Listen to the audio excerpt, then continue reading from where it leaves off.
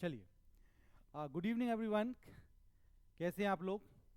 अभी जो आज मैं स्टार्ट कर रहा हूं वो आपका पार्ट बी, मतलब पार्ट ए है और पार्ट बी है। पार्ट बी में जो आपका चैप्टर 4 है, चैप्टर 4 में 8 सेशन है, 1 2 3 4 5 6 7 8। आठवां सेशन जो आपके सिलेबस में आना है, सिर्फ आठवां सेशन। और आठवां जो सेशन है ये वैसे 10 नंबर का यहाँ पर जो क्वेश्चन आपको आना है, लेकिन आपको मैं बता दूं कि हो सकता है कि 8 एक दो नंबर कम भी हो जाएं, तो कम जो होंगे वो डेटाबेस में ऐड हो जाएंगे। इसलिए मैं डेटाबेस की वीडियो में जो सेशन 1 और सेशन 2 जो रिकॉर्ड किया है उसमें आपको सेशन 3 4 5 इसके बाद आपको मिल जाएगा, जिससे कि आपको ये दो चैप्टर्स काफ़ी हद तक आपको क्लियर हो जाएंगे। ठीक है ना? चलिए, यहाँ पर हम बात कर रहे हैं वर्क प्लेस सेफ्टी की, मतलब जहाँ पर हम काम करते हैं, जहाँ पर हम ज़्यादा समय देते हैं या जहाँ पर हम रहते हैं, वहाँ पर हमें कौन कौन सी सेफ्टी यूज़ करना चाहिए जिससे कि कोई अनएक्सपेक्टेड घटना ना घटे।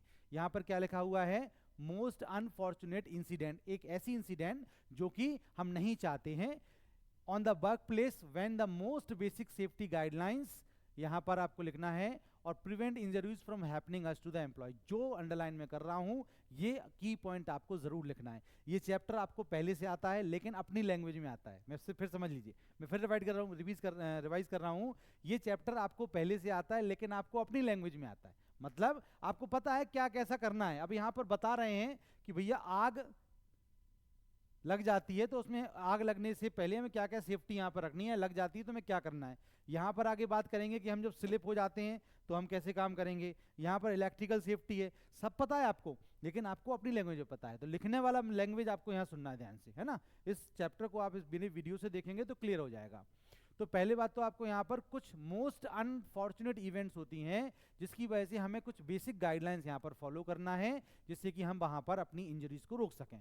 फायर सेफ्टी रूल्स में क्या क्या करना है? सबसे पहले कि जहां एंश्योर कर लीजिए जहां पर आप काम कर रहे हैं वहां पर स्मोक अलार्म लगे कि नहीं। जैसे कोई धूम्रपान करता है तो वहां पर अलार्म बज जाते हैं कि यहाँ पर आग लगी है, यहाँ पर किसी प्रकार का स्मोक वहां पर हो रहा है। स्प्रिंकलर सिस्टम, मतलब जैसे आग लगी है तो वहां पर पानी की बौछार शुरू हो जाती है, तो यहाँ पर ये आपको चेक करना है। उसके बाद वहाँ पर जो आपके इक्विपमेंट है, वर्क स्पेस है, वो क्लीन, ड्राई और वेल वेंटिलेटेड होना चाहिए, है ना। क्लीन होना चाहिए, ड्राई होना चाहिए और वेंटिलेटेड होना चाहिए। वेंटिलेटेड नहीं होंगे तो कोई ना कोई घटना घट जाएगी। अभी आपने देखा दिल्ली में जो आपका जो अंडरग्राउंड जो क्लास बनी हुई थी वहाँ पर गेट क्लोज हो गए और वहाँ पर घटना घट गई, वेंटिलेटेड नहीं था। ओवरलोडिंग सर्किट्स नहीं होना चाहिए, अवॉइड करना चाहिए। फायर सेफ्टी मैनेजमेंट होना चाहिए और उसकी ड्रिल्स भी होना चाहिए। देखो अंडरलाइन किया है, आपके पास अगर कोई डिवाइस है, कोई प्रोसीजर है कि अगर ऐसी घटना घटे तो ये करना है, अगर ऐसी घटना घटे तो ये करना है। अगर ऐसी कोई आपको आपके जो वर्क प्लेस पर ऐसा बताया जाता है तो उसकी ड्रिल्स भी होना चाहिए। ड्रिल मतलब कि मतलब घटना घटने पर आपको ऐसे ऐसे काम करना है, क्योंकि जब घटना घटती है तो उस समय हमारा दिमाग काम नहीं करता है। तो यहाँ पर हैजार्डियस मटेरियल, कुछ ऐसे खतरनाक मटेरियल जो कि एक्सप्लोजिव होते हैं, जिनसे आग लगती है, जो बड़ी विस्फोटक होते हैं, किसी प्रकार कोई मटेरियल होता है, उसको प्रॉपरली स्टोर किया जाए और प्रोटेक्टेड किया जाए, है ना। यहाँ पर लिखा हुआ है फायर एक्सटिंग्विशर। फायर एक्सटिंग्विशर भी जो है यूज किया जाता है, मतलब कि उसको रखा जाता है, तो उसको भी आपने ड्रिल्स उसकी होती है। तो ये था आपका फायर सेफ्टी रूल्स। तो इनमें से 8 पॉइंट आपको दिए गए हैं, तो 8 पॉइंट अगर आप पढ़ेंगे तो आठों के आठों पॉइंट्स आपको बहुत अच्छे से याद हो जाएंगे। ये है आपका falls and slippy safety rules. Falls and slippy मतलब भाई जिस सरफेस पे आप चल रहे हैं वो फ्रिक्शनलेस है तो वहां पर आपका पैर फिसल गया, या किसी हाइट पे आप काम कर रहे हैं, या हाइट पे काम करते करते आप गिर जाएं, या फिर कोई सामान प्रॉपर्ली नहीं रखा गया है तो वो आपके सिर पे गिर जाए। तो ये जो सिनेरियो बनते हैं उसकी हम बात यहाँ कर रहे हैं। मतलब वर्क प्लेस सेफ्टी जो है आपको अगर देना है यहाँ पर, तो आपको यहाँ पर मूव ऐसा करना पड़ेगा। Keep service area, store room, hallways and work station clean and clutter free. मतलब कि जहां पर आप काम कर रहे हैं वो क्लीन होना चाहिए और किसी प्रकार का वहां पर जो पाथ है वो डिस्टर्ब नहीं होना चाहिए। Floor should be reduce slipping. देखिए ये रिड्यूस स्लिपिंग के लिए मैं आपसे बोल रहा हूं, मतलब मैं ये बोल रहा हूं आपको, ये falls and slippy safety rules पे आप पूरा एक पेज लिख दोगे, मैं गारंटी ले रहा हूं हर बच्चा लिख देगा, लेकिन बेटा वहां पर रिड्यूस स्लीपिंग आप नहीं लिखोगे। एक दो बच्चे लिख लेंगे, लेकिन सबको अगर लिखना है तो ये पढ़ना पड़ेगा। तो इस वीडियो को आप देखोगे तो आपको क्लियर रहेगा। किसी में पुअर लो लाइट है, मान लो पता चला आप जिस स्टोर रूम में बैठे हुए या जहां काम करते हो वहां लाइटिंग की सुविधा प्रॉपर नहीं है, तो कोई सामान आपके ऊपर गिर गया, है ना, फॉल हो गया। अनसूटेबल प्लेटफॉर्म, जहां पर आप चढ़कर या जहां पर आप कहीं खड़े होकर कोई काम कर रहे हैं या कहीं पर आपको किसी पर्टिकुलर सामान को उठाने के लिए आप किसी पर्टिकुलर स्पेस पर खड़े हुए, वो स्टेबल नहीं है ना। आपने लैडर का इस्तेमाल किया है ना, कोई नसेनी का इस्तेमाल किया, तो वो सॉलिड सरफेस पे नहीं रखी गई, तो उस चक्कर में आप वहां पर भी गिर गए। तो इस प्रकार से ये जो पॉइंट में डिस्कस किए हैं, ये पॉइंट है आपके कि कैसे falls and slippy safety rules आपको फॉलो करना है। ठीक है, ये कोई ज़्यादा कठिन टॉपिक नहीं है, एक बार दो बार पढ़ने पे ही आपको क्लियर हो जाएगा। ये इलेक्ट्रिकल सेफ्टी रूल्स हैं। आपके घर में अप्लायंसेज हैं, ट्यूबलाइट है, पंखा है, कूलर है, कंप्यूटर है, किचन मटेरियल्स हैं, वो सब आपके लाइट से इस्तेमाल हो रहे हैं, तो वहाँ पर क्या क्या इस्तेमाल करना है। पहला तो बहुत बेसिक रूल है, मोरल रूल है कि भाई घर से, कमरे से बाहर निकलो, घर से बाहर निकलो, लाइट्स ऑफ कर दो, सेव एनर्जी, है ना, लाइट बचाना है। तो लिखा हुआ है यहाँ पर कि, यहाँ पर क्या लिखा है देखिए, इसको मिटा दूं, यहाँ पे लिखा है ensure that electrical appliances are turn off at the end of the day, है ना, at the end of the day. आपको जो रनिंग इलेक्ट्रिकल कार्ड्स हैं, जो डोरवेज हैं अंडर द कारपेट, ये आपको ध्यान रखना है कि जो भी आप रेगुलर एक्टिविटीज कर रहे हैं, तो जो भी वायरिंग वगैरह आ रही है उसको प्रॉपरली मैनेज करें। कारपेट बिछा के, कारपेट के नीचे से हम लोग कई बार वायर निकाल देते हैं, मतलब प्रॉपरली मैनेज करना है ना। डबल इंसुलेटेड वायर का इस्तेमाल करें, और नेशनल टेस्टिंग लेबोरेटरी से ही पास हुए, मतलब कि लोकल जो आपके पार्ट्स हैं, जो भी आपके पार्ट्स इस्तेमाल कर रहे हैं आप, कोई भी वायर हो गया है ना, या कोई भी आपके डिवाइसेस हो गए, वो आप जो है वो आप लोकल इस्तेमाल ना करें। लिखा ना, नेशनल टेस्टिंग लेबोरेटरी से पास ही यहाँ पर जो अप्लायंसेज हैं, इक्विपमेंट है, वो आपको इस्तेमाल करना है। ठीक है, तो अभी और पढ़ रहे हैं, इलेक्ट्रिकल सेफ्टी रूल्स थे, है ना। दूसरा वाला इसका पेज निकाल लेते हैं, यहीं से आपका ये क्लियर हो जाएगा, है ना। देखिए, आपको वार्निंग साइंस पे जो साइन होते हैं, जैसे मान लो फॉर एग्जांपल कि आपके पास कोई ओवन है या किसी प्रकार कोई आपका कुछ किचन अप्लायंसेज है, तो वो अगर मान लो किसी दिन हीट दे रहा है, वैसे जनरली हीट अप नहीं करता, लेकिन किसी दिन बहुत ज़्यादा गर्म हो गया, तो हम क्या करते हैं, यार गर्म क्यों हो रहा है, ऐसा बोलते हैं ना। तो वही बता रहे हैं कि ये वार्निंग साइंस होते हैं, तो इस पर भी आप जागरूक रहें। दूसरा, यहाँ पर रेगुलर चेक करते रहें, कोई डिफेक्ट तो नहीं आ रहा किसी इक्विपमेंट में, है ना, बारी बारी से चेक करते रहें, सर्विस कराते रहें। तो ये आपके हैं, don't use electrical equipment appliances with the wet hands, गीले हाथों से किसी प्रकार का ये ऐसे इक्विपमेंट ना, गीले हाथों से करंट लग सकता है। तो ये जो आपके थे, आपके इलेक्ट्रिकल जो यूजेस हैं, उनमें आपको ध्यान रखना है कि अगर किसी बड़ी दुर्घटना से बचना है तो इनको इस्तेमाल करेंगे, है ना। ये आ गया आपका प्राथमिक उपचार, फर्स्ट एड, है ना, प्राथमिक उपचार, ये भी आपको पता है, लेकिन मैं फिर कहूंगा ये क्यों पढ़ना जरूरी है, क्योंकि जो वर्ड्स आपको यहाँ इस्तेमाल करने, वो वहाँ लिखने में आपको हेल्पफुल रहेंगे। तो अगर दो बार, मिनिमम दो बार, अगर दो बार भी अगर आप ये वीडियो देख लेंगे, तो आपका ये चैप्टर रेडी हो जाएगा। ठीक है ना, क्योंकि जब इस चैप्टर को मैंने पढ़ाया तो उस समय बहुत सारे बच्चे एब्सेंट थे क्लासरूम प्रोग्राम के हिसाब से। देखिए यहाँ पर, अब देखिए क्या है, ये मैं क्यों बोल रहा हूँ आपको, क्यों पढ़ना है आपको यहाँ पर आपको क्या पढ़ना है। First aid is the first assistant और aid treatment given to patient. ये जब पूछ लेंगे what is the definition of first aid, तो आपको यहां पर बोलना है फर्स्ट एड क्या है, फर्स्ट असिस्टेंस है। क्या है, फर्स्ट असिस्टेंट या फिर ट्रीटमेंट, किसको, पेशेंट को। कब दिया जाता है, इमरजेंसी सिचुएशन में। इमरजेंसी सिचुएशन में जो पहली हेल्प, पहला ट्रीटमेंट दिया जाता है, वो कहता है, वो क्या कहलाता है आपका, यूज ऑफ फर्स्ट एड। अब ये कहाँ होता है, वर्क प्लेस हो सकता है, ऑफिस हो सकता है, कंस्ट्रक्शन साइट हो सकती है।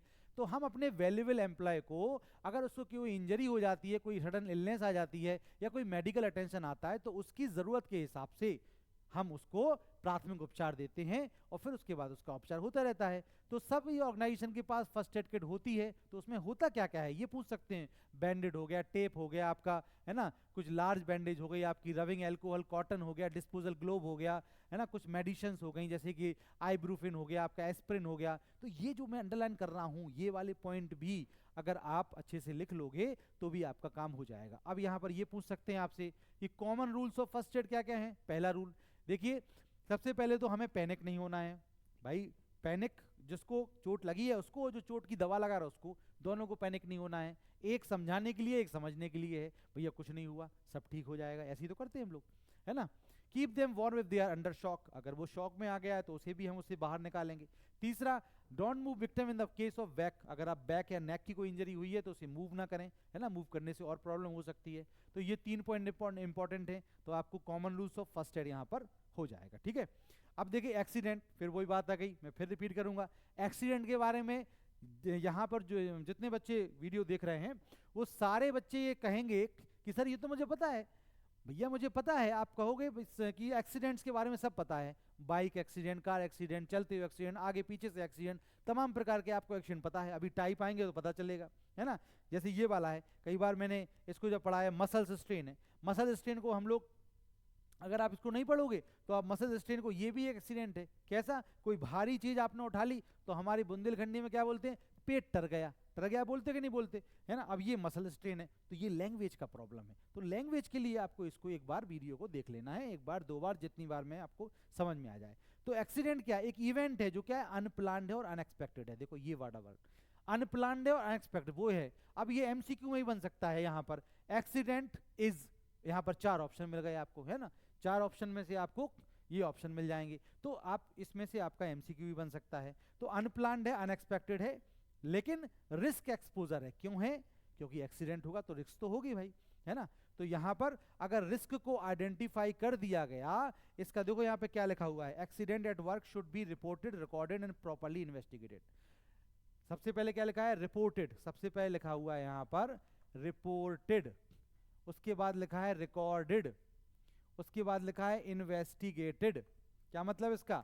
इसका मतलब एक्सीडेंट हुआ, ठीक है, हमने उसको अपने दिमाग में रिकॉर्ड किया, ऐसा ऐसा होता है, बात करते हैं ना, एक एक्सीडेंट हो गया, फिर उसकी चर्चाएं होती हैं पूरे में, फिर उसका रूट कॉज निकाला जाता है। अच्छा कि वहां पर लाइट कम थी, अच्छा कि वहां पर रोड टर्न होने पर कोई पता नहीं चलता, अच्छा वहां रोड खराब थी, या कोई बहुत सारे रीजन निकाले जाते हैं। फिर क्या होता है, हम सोचते हैं कि ये रीजन निकल गया है, अब ये घटना दोबारा ना घटे, इसलिए हम लोग यहाँ पर ऐसा करते हैं। तो रिपोर्टेड, रिकॉर्डेड और प्रॉपर्ली इन्वेस्टिगेटेड। तो यहाँ पर एक्सीडेंट इन्वेस्टिगेशन का पूरा कोशिश होता है कि हम एस्टेब्लिश करें रूट कॉज। देखो ये लिखा है, ये लिखा है रूट कॉज, देखो ध्यान से, root cause ensure that accident do not happen again. It means that the accident at work should be reported, recorded and properly investigated. The purpose of accident investigation to try the establish the root cause and ensure the accident do not happen again.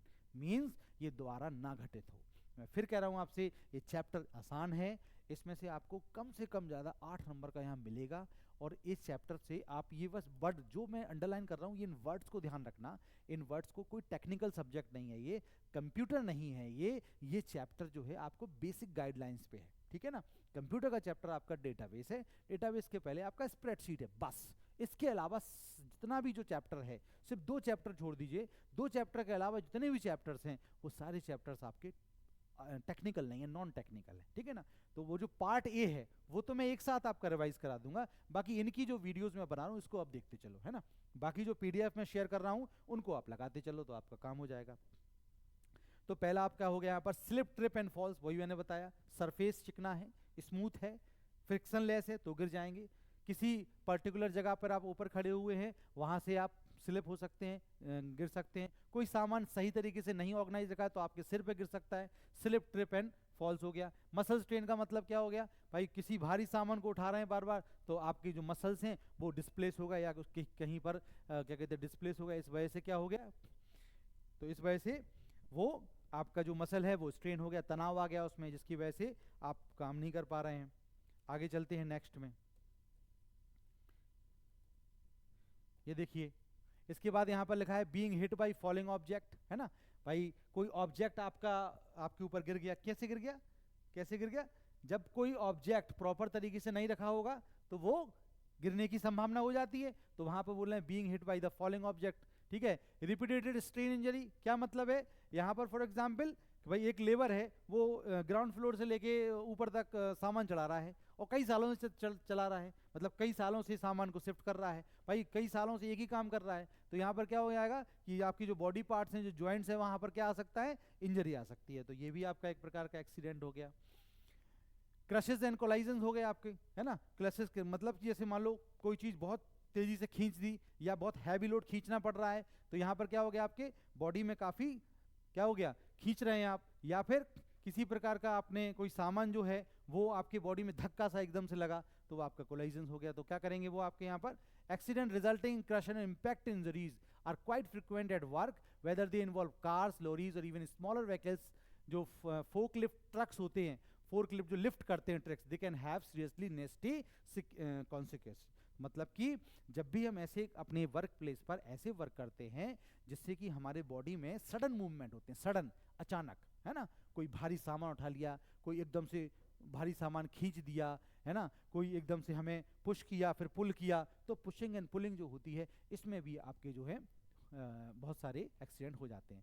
Cuts and लेसरेशंस का मतलब क्या होता है? Cuts जैसे for example जैसे आप कोई light का काम करते हैं या कोई पर्टिकुलर कटिंग का काम करते हैं, तो जो कटिंग का काम होते हैं बड़े लेवल पे, तो वहाँ पर बहुत हैवी हैवी जो आपकी बहुत मशीन्स होती हैं, तो कोई चीज़ मान लो बहुत तेज़ी से घूम रही है और आप कोई चीज़ कट कर रहे हो तो आपका हाथ लग गया, तो आपका कटिंग यहाँ पर आ जाएगा, तो आपको बहुत इंजरीज हो जाएगी, कई बार तो हाथ के हाथ कट जाते हैं, है ना, तो वो इसमें आएगा आपका कट्स एंड लेसरेशन हो गया।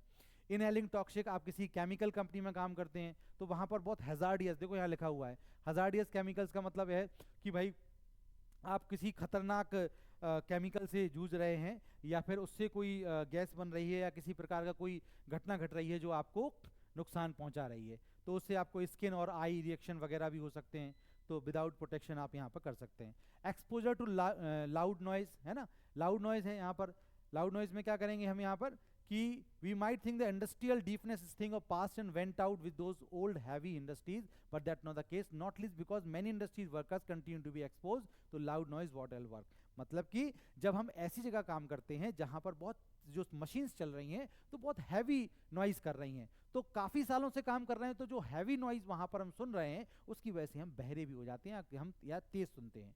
वॉकिंग इनटू द ऑब्जेक्ट्स, तो ये जो है फ्लाइट एट वर्क, तो ये जो हम पॉइंट पढ़ रहे थे ये सब एक्सीडेंट्स के टाइप है, ठीक है। अब आप खुद सोचिए, यहाँ पर एक्सीडेंट के टाइप हैं, तो एक्सीडेंट के टाइप यहाँ पर बताए गए, तो ये सब देखिए आपको, जो हेडिंग है आपका बीइंग हिट हो गया, रिपीटेड आरएसआई हो गया, आरएसआई का फुल फॉर्म पूछ सकते हैं एमसीक्यू में, है ना, क्रशेज एंड कोलाइजन हो गया, कट्स एंड लैसरेशन हो गया, इनहेलिंग टॉक्सिक फ्यूम्स हो गए, है ना, जो गैसेस के जो फ्यूम्स निकलते हैं, एक्सपोजर टू लाउड, जो लाउड नॉइज हो गया, है ना, तो ये सब जो चीज़ें हैं ये जो आपके पॉइंट हो गए एक्सीडेंट के टाइप। अब इसमें से आपको ये शॉर्ट आंसर भी बन सकता है, लॉन्ग भी बन सकता है, तो ये आप इसको याद कर सकते हैं। अब ये जो जो एक्सीडेंट्स हैं उनको हम हैंडल कैसे करेंगे, हैंडलिंग एक्सीडेंट का मतलब क्या है, तो सबसे best way, the best way to avoid workplace accident is through a strategy plan. देखिए यहाँ पर SSP यहाँ पे लिखा है कि आपका जो है स्ट्रेटेजिक सेफ्टी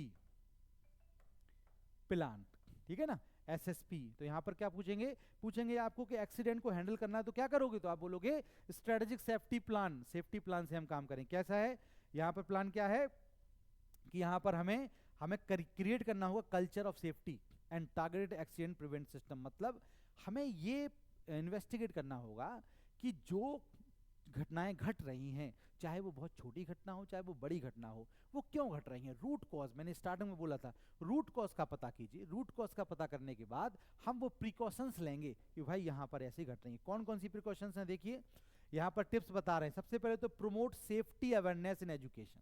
सबसे पहला, आप भली मुझे पता है कि यार ये चीज होने से ये घटना नहीं घटेगी तो मैं सामान को व्यवस्थित रख दूंगा, लेकिन मेरे जाने के बाद दूसरा व्यक्ति अगर उस सामान को डिस्प्लेस कर देगा या गलत तरीके से रख देगा तो घटना घटेगी। मतलब पहला क्या काम करना है, हमें उसको एजुकेट करना है, ना कि हमें स्वयं काम करना है। तो ये ध्यान रखिए, ये चीजें सिर्फ नंबर लाने के लिए मत पढ़ना, ये चीजें जो है आप अभी दिमाग में, अगर आप 2 बार भी बड़े मन से पढ़ लेंगे, सिर्फ 2 घंटा लगेगा, मैक्सिमम 2 घंटा, 2 घंटे में अगर आप ये अच्छे से पढ़ लोगे ये आपके दिमाग में बैठ जाएगा। और ये जो कीवर्ड हैं जो मैंने अंडरलाइन किए हैं ये आपके काम के हैं, इससे आपके एमसीक्यू भी कवर होंगे और ये भी कवर होगा। हैंडलिंग ऑब्जेक्ट, ठीक है, तो प्रमोट कीजिए, प्रमोट करना है सेफ्टी अवेयरनेस। देखो जागरूकता सब जगह काम आती है, एजुकेशन दो तो आपकी सेफ्टी ट्रेनिंग हो जाएगी। इंस्टॉल प्रॉपर लाइटिंग, ये तो बहुत सिंपल चीज़ है ना, लाइटिंग अगर अब होगी तो हम किसी भी चीज़ को आराम से विजिबल कर पाएंगे और फिर जो रिस्क होती है उनको हम कम कर पाएंगे। Communicate safety hazard with adequate signage, clearly identify hazards area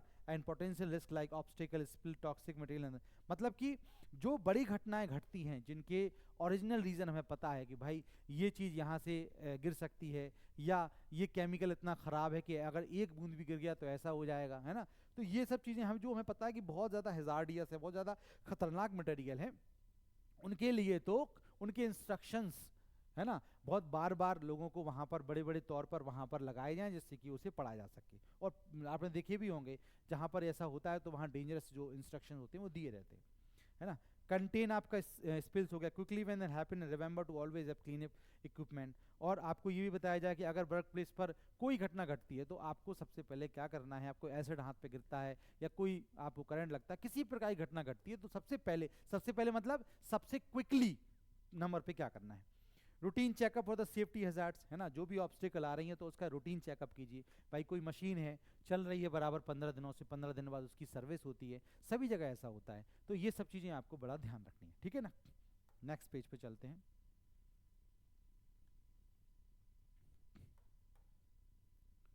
तीन 311 पेज था ये, आपकी बुक की ही ये पूरी फोटोज हैं।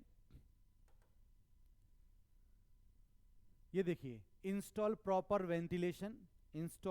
वेंटिलेशन यहाँ पर बोला गया है, enforce proper attire, necessary accident prevention like head stop and slip resistance shoes, है ना।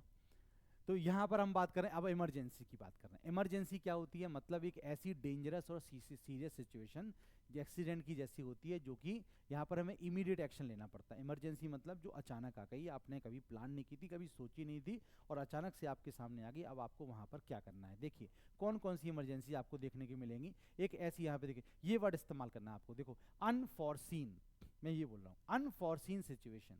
बेटा ये जो वर्ड होते हैं ना, इन वर्ड्स को, ये वर्ड्स कोई बहुत बड़े वर्ड नहीं है, इन वर्ड्स को अगर आप अपनी डेली लाइफ में लाओगे तो आपका बहुत अच्छा प्रोनाउंसिएशन, बहुत अच्छा स्किल माना जाएगा, कम्युनिकेशन स्किल बहुत अच्छा हो जाएगा।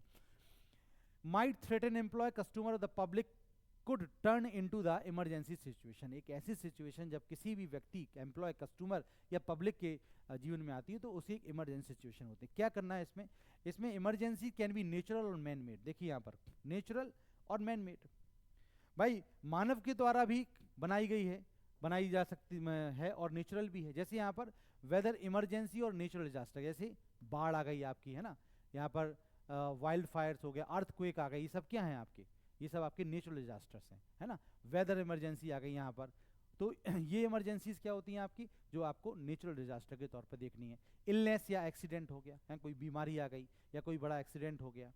एक्टिव एसिलेंट मतलब क्या है, वन और more people inside our work place begin attack on other, है ना, मतलब कि किसी जगह पर एक बड़ी संख्या में लोग काम कर रहे थे और वहाँ पर कोई पर्टिकुलर घटना घट गई, चाहे वो किसी मशीन का हो, चाहे वो लाइट का हो, या किसी प्रकार से कोई भी वहाँ पर अटैक आपका क्रिएट हो गया, या उन्होंने एक दूसरे के साथ कोई भी लड़ाई वगैरह ऐसा कुछ घटना घट जाती है।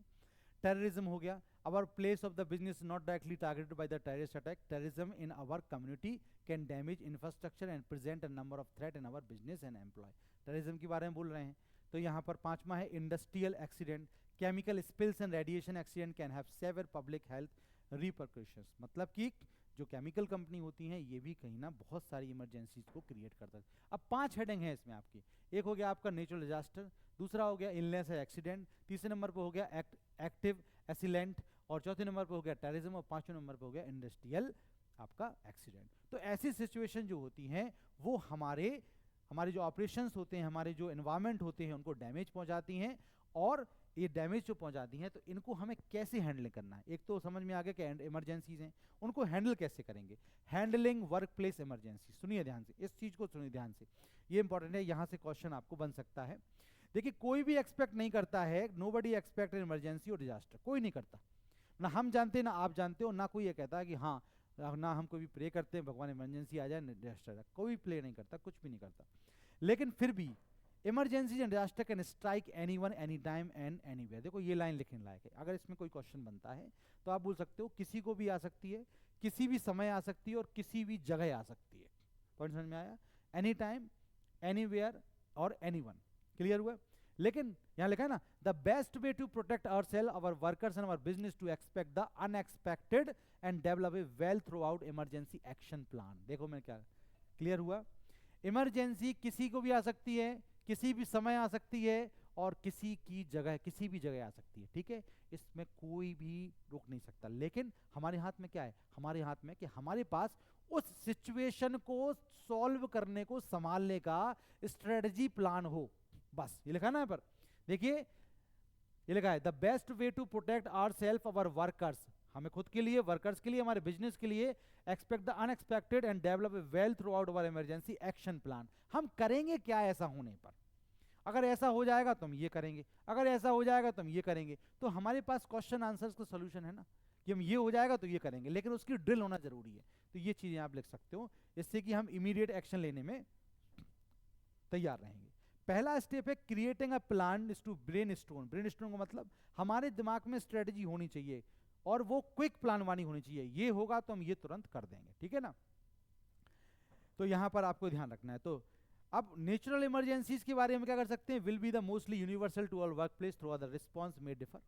अब देखिए नेचुरल डिजास्टर जब होते हैं या जो नेचुरल इमरजेंसीज होती हैं उसमें हम अपना एक्शन प्लान बनाते हैं, लेकिन वो जो इमरजेंसीज होती हैं वो मोस्टली यूनिवर्सल होती हैं, तो उसमें रिस्पॉन्स कई बार डिफर भी हो जाता है। द गुड स्टार्टिंग पॉइंट, देखो लिखा good starting point is to use a previous risk assessment that identify the risk and the best way to mitigate them in the work place, but emergency plan should also account for the unfortunate risk. मतलब हम जैसे मान लो कोई घटना घटी तो हमने उसको अपने प्लान के जरिए हैंडल किया, फिर वही घटना दोबारा घटी तो हम प्रीवियस प्लान से सोचते हैं कि ऐसा ऐसा हुआ था, इस टाइप से उस हिस्ट्री को हम यूज करते हैं अगले एक्शन प्लान के लिए। तो यहाँ पर ये जो बता रहे हैं कि हमें कैसे करना है, तो इसका मेन आपको आंसर देना है कि सबसे अच्छा तरीका है कि हम अपने दिमाग में हम अपने दिमाग में एक ऐसा सिचुएशन, वर्स्ट के सिचुएशन को मानते हुए एक ऐसा एक्शन प्लान बनाए कि अगर ज़्यादा ज़्यादा क्या होगा, ये होगा, वर्स्ट के मतलब ज़्यादा ज़्यादा खराब चीज़ होगी, ये होगा, तो उस सिचुएशन में हम क्या करेंगे, ऐसा हम सोचते हुए इस सिचुएशन को हैंडल कर लेंगे। हम वर्स्ट केस क्यों सोच रहे हैं, क्योंकि वर्स्ट केस के माध्यम से हम अपने प्लान को अच्छा तैयार कर सकते हैं। हम सोचेंगे नहीं इस प्रकार से होगा, हम ज़्यादा खराब ना सोचें। तो इस कंडीशन में जब प्लानर जो होते हैं बड़े बड़े, वो वर्स्ट केस सिचुएशन को सोच के बनाते हैं, ठीक है ना। तो इसको आपको एक बार रीड जरूर करना है। ये देखिए अब इसमें क्या बता रहे हैं, देखिए ये chain of command, chain of command मतलब क्या है, एक clear chain of command and designation of the person और business must be determined who are authorised to order an evacuation और shut down. Having a clear chain of command will help to prevent any confusion during emergency. मतलब होता क्या है, emergency आप जानते हो, emergency का मतलब क्या है, जो प्लान नहीं थी, अनएक्सपेक्टेड थी, कोई चाहता नहीं था, लेकिन फिर भी आ गई। अब हमें उसको फेस करना है ना। अब हमें उसको फेस करना है, तो हम फेस करने के लिए हम क्या करेंगे, हम अपना प्लान बनाएंगे। अब उस समय बनाओगे तो प्लान बनाने में आप असफल हो जाओगे, लेकिन आपकी ये जो इमरजेंसीज आती हैं इनके प्लान पहले से बनाए रहे होते हैं कि अगर ऐसा होगा तो ऐसा करेंगे। तो ये एक चेन ऑफ कमांड है। यहाँ पर जो 5 स्टेप दिए गए, emergency response personal, emergency equipment, evacuation procedure, alarm, additional inclusion, ये जो 5 हैं, पहला, दूसरा, तीसरा, चौथा, ये 5वां, इन्होंने बता दिया ये कॉमन स्टेप, ये चेन ऑफ कमांड है, ये ही प्रोसीजर आपको फॉलो करना है। मतलब सबसे पहले क्या, सबसे पहले ये देखिए कि इमरजेंसी रिस्पॉन्स क्या है। मतलब इमरजेंसी जो है, इमरजेंसी रिस्पॉन्स का मतलब ये है, ये रिस्पॉन्सिबल है for dedicated task such as the fire safety और मेडिकल असिस्टेंट। मतलब कि सबसे पहले ये हमें पहचानना है कि इमरजेंसी किस टाइप की है, उसी टाइप से हम अपना प्लान एग्जीक्यूट करेंगे जो कि बने रखे हैं पहले से, है ना। दूसरा है इमरजेंसी इक्विपमेंट। भाई हमारे पास जब हमने पहचान लिया कि इमरजेंसी किस टाइप की है, तो उस टाइप की हम इक्विपमेंट्स को इस्तेमाल करेंगे, ठीक है ना। किस प्रकार की आपकी इमरजेंसी है, जैसे यहाँ लिखा हुआ है यहाँ पर कि मशीनरी कंट्रोल है, वाटर मेन है, मतलब किस टाइप का है, केमिकल कंटेनर इक्विपमेंट है, किस टाइप का इक्विपमेंट हमें चाहिए है।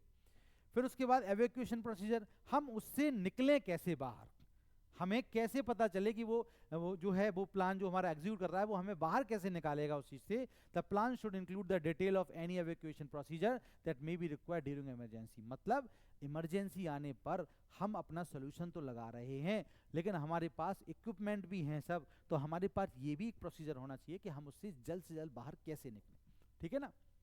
अलार्म, अलार्म क्या हुआ है, अलार्म किस लिए है, अवेयरनेस के लिए। मतलब another core feature of the plan should be detail of alarm that will sound during an incident, what they mean and the expect action from employ, this is important different actions. मतलब कि जो emergency आ रही है, बहुत प्रकार की emergency हैं, तो डिफरेंट टाइप ऑफ इमरजेंसीज के लिए हमें ये चीज, मतलब कि जैसे मान लो फॉर एग्जांपल कि हमें ये बताना होगा कि भाई ये इमरजेंसी आ चुकी है और इसके लिए हमें और ज़्यादा सतर्क रहने की ज़रूरत है।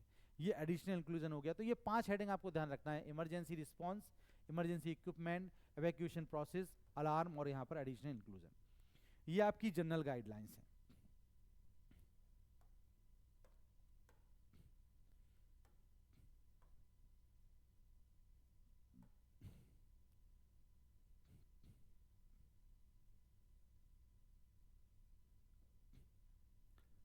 देखिए यहाँ पर ये जनरल गाइडलाइंस हैं, ये गाइडलाइंस आपको आप पढ़ेंगे तो आपको क्लियर हो जाएंगे। यहाँ पर देखिए हैजार्ड्स, हैजार्ड्स एंड रिसोर्सेज का मतलब क्या है, सोर्सेज का मतलब क्या है।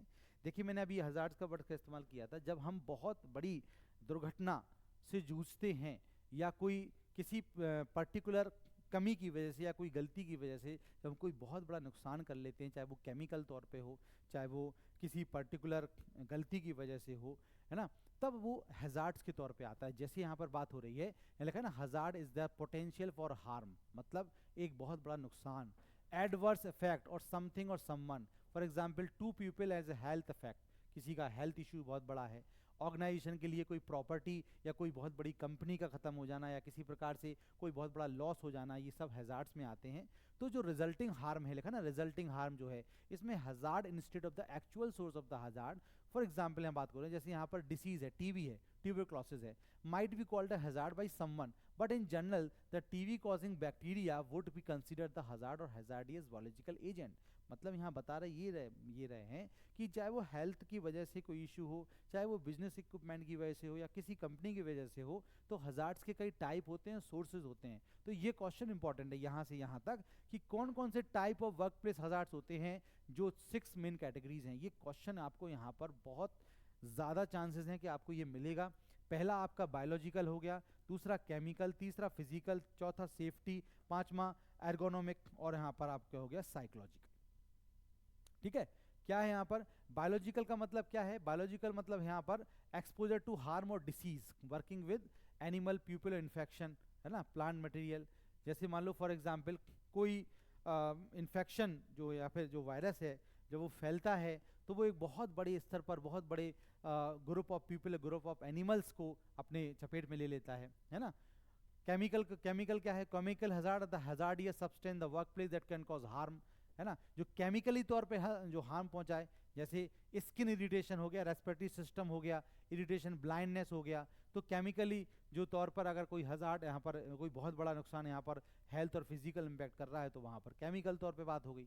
फिजिकल में क्या हो गया यहाँ पर, फिजिकल हजार्ड से एनवायरमेंट इफेक्ट हो गया, जो हार्म क्या कर रहा है एम्प्लॉय को without necessarily touching them, including height, noise, radiation and pressure, है ना। जैसे आपको पता है हिरोशिमा और नागासाकी वाला जो है वो एक बहुत बड़ा हजार्ड है। क्यों? क्योंकि वहाँ पर आज भी लोगों को फिजिकली तौर पर जो बॉर्न हो रहे हैं, न्यू बेबीज जो बॉर्न होते हैं या जो लोग हैं वहाँ पर आज भी वो जो है उस चीज़ का नुकसान खा रहे हैं। सेफ्टी हो गया, the hazard that create unsafe working condition, for example exposed wire और damage carpet might result in tripping hazards, there sometime carpet in the category of physical hazard. तो हमें ये चीज़ जो है ना पर हजार्ड्स और रिसोर्स में आपको biological, chemical, physical, safety, ergonomic और साइकोलॉजिकल। तो यहाँ पर जब हम बात करते हैं कि ergonomic hazard result of physical factor that can result in musculoskeletal injuries, for example poor workstation setup in office, poor posture and mechanical manual handling. मतलब कि जैसे मान लो फॉर एग्जांपल कि जब हम एर्गोनोमिक हजार्ड्स की बात करते हैं तो यहाँ पर उन फिजिकल फैक्टर्स की बात कर रहे हैं। जैसे आप फॉर एग्जांपल कि आप किसी पर्टिकुलर पोस्चर में आप बात कर रहे हैं या फिर आप कई रिपीटेड समय से आप किसी पर्टिकुलर पोस्चर में काम कर रहे हैं जो कि आपके लिए हेल्दी नहीं है, तो वो आपके लिए भी एक बड़ा हजार्ड बन जाएगा, एक बहुत बड़ी प्रॉब्लम बन जाएगी। लिखा ना poor work station setup in office, poor posture and manual handling, है ना। तो मतलब कि आपका पुअर पोस्चर है, आपका पोस्चर सही नहीं है, आप किसी पर्टिकुलर अनहेल्दी पोस्चर में आप काम कर रहे हैं जिससे की वजह से आपको किसी फिजिकल प्रॉब्लम से जूझना पड़ सकता है। साइकोलॉजिकल हजार्ड जो होता है जो they can have adverse effect on employ mental health और वेलबींग, है ना। जैसे यहाँ पर सेक्सुअल हैरासमेंट हो गया, विक्टिमाइजेशन हो गया, स्ट्रेस हो गया। तो ये जो है हजार्ड का मतलब ये है, देखो ये तो टाइप हैं आपके, ये टाइप हैं। हजार्ड का मतलब ये समझो आप किसी पर्टिकुलर फील्ड में, चाहे वो हेल्थ हो, चाहे वो फिजिकल हो, चाहे वो आपका साइकोलॉजिकल हो, चाहे एर्गोनोमिक हो, चाहे वो हमें सेफ्टी से जुड़ा हुआ हो, किसी भी प्रकार की टाइप से जुड़ा हुआ हो और वो प्रॉब्लम छोटी हो लेकिन कई सालों से लगातार चल रही हो, तो वो लास्ट में आपको एक बहुत बड़ा हजार्ड क्रिएट करके देगा, जो कि आपको यहाँ पर बताया जा रहा है कि उसके क्या सोर्सेस होते हैं जिसको ध्यान नहीं देते हम लोग। तो एक बहुत बड़ा हजार्ड ये प्रॉब्लम यहाँ पर बताया गया है। इसी के बाद उन्होंने हेल्दी लिविंग बताया। क्यों बताया हेल्दी लिविंग? हेल्दी लिविंग का मतलब क्यों बताया? एक healthy body has a healthy mind, बोलता है ना, स्वस्थ शरीर जो है ना, a healthy body has a healthy mind, स्वस्थ शरीर के पास ही स्वस्थ मन होता है। ये वेरी पॉपुलर, ये आप बहुत शुरू सुनते आ रहे हैं। तो अगर हेल्दी लाइफ स्टाइल जो है वो हेल्दी बीइंग है, healthy living has a lasting impact on individual which ultimately yield a healthy environment. जो हेल्दी होगा वो अपने वर्क प्लेस को बड़ा हेल्दी बनाएगा, है ना, अच्छी अच्छी बातें करेगा, अच्छी अच्छी जगह एग्जाम्पल लेगा। तो यहाँ पर हेल्दी लिविंग उन्होंने लास्ट टॉपिक छोड़ा हुआ है इन्होंने। तो ये तो हो गया, ये देखिए, तो यहाँ पे लगा है there are something that we must do live in a healthy life, है ना। क्या करना है हमें? ईट सेंसिबली, सेंसिटिव मतलब आप सोच समझ के खाइए जो खा रहे हैं वो आपके लिए हेल्दी है या नहीं है। Drink plenty of water, sufficient water, है ना, जितना पानी हमें पीना चाहिए जिससे कि हमारे शरीर में कोई बीमारी ना पनप पाए या फिर कोई डिहाइड्रेशन का प्रॉब्लम ना हो, है ना। मेंटेन गुड पॉस्चर, देखिए ये अभी इसके पहले हमने जो हजार्ड पढ़ा था, पॉस्चर का इंपॉर्टेंट है। आज आप देख रहे हैं इंडस्ट्री जो आपका इंफॉर्मेशन टेक्नोलॉजी, आप जो आईटी पढ़ रहे हैं, तो आपकी जो टेक्नोलॉजी क्षेत्र में है 8-8, 9-9 घंटे, 12-12 घंटे एक चेयर पे बैठकर जिस पॉस्चर में काम किया जा रहा है उससे नेक की प्रॉब्लम काफ़ी आ रही है। नेक की यहाँ पर है ना, तो नेक की प्रॉब्लम आ रही है, आपकी शोल्डर की प्रॉब्लम आ रही है ना। तो ये प्रॉब्लम क्यों आ रही है? मेंटेन, इसलिए बोला है मेंटेन गुड पॉस्चर। समझ में आ रहा है कि नहीं? तो ये हो गया। टेक फ्रीक्वेंट ब्रेक्स, अगर आप बहुत घंटे काम कर रहे हैं तो आप ब्रेक लीजिए, आप 2 घंटे 3 घंटे 3 घंटे का ब्रेक लीजिए। पढ़ाई में भी आपको क्लासरूम प्रोग्राम में कई बार बताया कि अगर आप 8 घंटे पढ़ना चाह रहे हैं तो 3-3 घंटे का ब्रेक लीजिए, है ना। तो घंटे के हिसाब से आप keep the work station clean, आपके पास क्लीन मतलब जो आप जहाँ आप काम कर रहे हैं वो क्लीन होना चाहिए, ठीक है। लर्न टू मैनेज स्ट्रेस, ये बड़ा इंपॉर्टेंट है ना। Sleep soundly, set a healthy sleeping routine for everyday, walking early in the morning and going to bed early at night, ये तो आपको पता ही है ना। बहुत सारे बच्चे जो हैं काफ़ी देर रात तक पढ़ते हैं, तो उनके लिए ये बहुत अच्छा सजेशन है कि भैया अगर आप लोग ज़्यादा रात तक पढ़ते हैं तो ये हैबिट अपनी कम कर दो, सुबह उठना शुरू कर दो। क्योंकि आपको अभी लग रहा है कि मेरा मन नाइट में लगता है, मैं जब से इस जो देर रात का पढ़ने वाला जो कॉन्सेप्ट है, ये इस चीज़ का अगर आप साइंस समझेंगे तो आपको समझ में आएगा कि ये चीज़ आपको काफ़ी लंबे समय में काफ़ी बड़ा नुकसान देगी। इस चीज़ का आप समझिएगा, है ना। Learn to manage stress, most of us lead hectic life that can get to from time to time. हम क्या कर रहे हैं, हम तो एक तो हमने आपको बताया ना, एक तो देखिए हमारा जैसा अन्न वैसा मन, ये कहावत आपने सुना होगा, है ना। हेल्दी अगर आप होंगे तो आपका हेल्दी मन होगा। तो ये सब जो चीज़ें बताई गई हैं यहाँ पर, तो सबसे पहले यहाँ पर मैं समझता हूँ ये बड़ा पॉइंट है, लेकिन इस पॉइंट को अगर आपको मैनेज करना है तो आपको पहले अपना खाना, अपना सोना और अपना जो आपकी हैबिट्स हैं उनको सुधारना होगा।